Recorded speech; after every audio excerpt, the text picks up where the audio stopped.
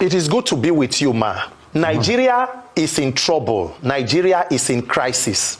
It is unfortunate that the National Assembly, that is supposed to be the hallmark of a democracy, that should protect the interest of the citizens and our well-being, today, under the leadership of Mr. Godswill Akpabio, has not only become a rubber stamp Senate, the current Senate is basically an extension of the presidency, operating under the whims and caprices of the executive arm of government. So if President Tinubu asks Senate and House leadership to jump up, the question will be how high. It has become almost an APC town hall where people are singing and standing upon a mandate which they shall collapse. But that is not even just the problem. The National Assembly today has become a dangerous institution, weaponized against the Nigerian people, and have proven to be only capable of aiding and sustaining corruption and criminality in government. And this INEC budget is just one of so many.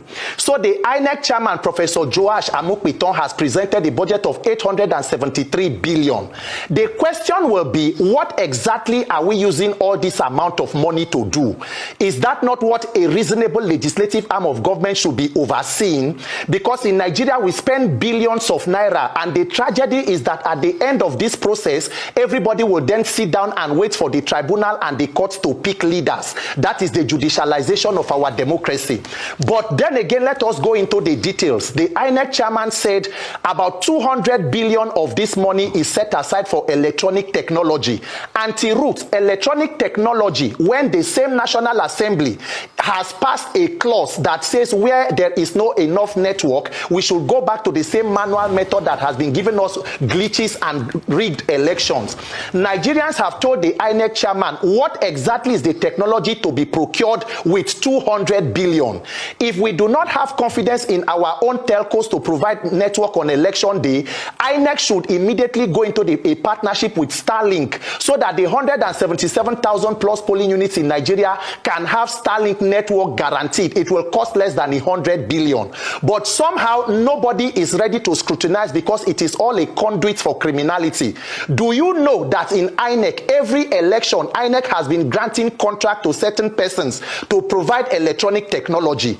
If there is no mischief, and this is not a work between both INEC and the lawmakers, when there was a glitch in 2023, after Mahmoud Yakubu received more than 300 billion and said 150 something billion was for electronic technology, when there was a glitch, Anti-Root and Nigerians, who has called the contractors who handled that project to book? Which of the contractors was charged to court? Which of them has been held accountable? We are still budgeting another 200 billion for the same electronic technology. So as it is today, nobody knows the contractors in INEC, who are the persons printing sensitive materials. And guess what? This is not just the budget for INEC. This is for this year, 2026. INEC will have another budget for 2027. If they need a supplementary budget, it will be given. But we do not equate the money we spend vis-a-vis the quality of elections we have. Do you know that from the Senate public hearings in the Ministry of Solid Minerals headed by Mr. Dele Alake, Nigeria is still budgeting 6 billion plus to pay salaries of staff in Ajaokuta Steel Company. Have you been to Ajaokuta Steel recently? A place that has been overrun with rats and reptiles. So that is what exactly is going on in the National Assembly. Who is approving the funds for INEC and other parastatals? Who is insisting to know exactly what is being done with this money? So we just continue to have this over-bloated budget. But for now, the Senate says they are having an extraordinary session on the 17th, which is on Tuesday. Nigerians must insist that the mandatory real-time electronic transmission of result is passed, and not only passed, we want to know exactly what INEC is spending taxpayer money to do, not to spend billions of naira and end up with a glitch. It is unacceptable.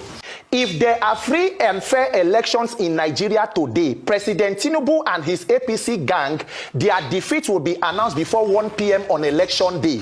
They know that they have no path to victory in 2027, and that is why they rely on the defected governors who are standing upon a mandate which they shall collapse. You know why?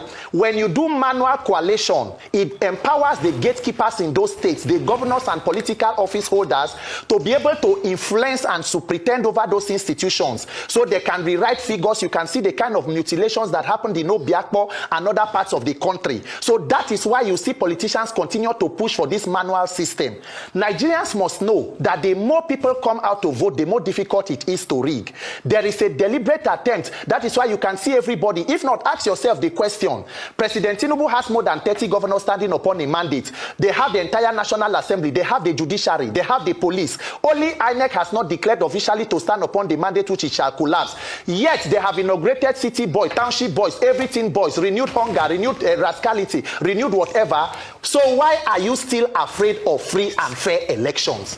Why are you afraid of one single clause, mandatory real-time transmission of results, which INEC has said we can do? It is mischievous. Nigerians must wake up and know that this is your opportunity to choose your leaders. Our lives will not move forward until our votes begin to count. We must insist on it.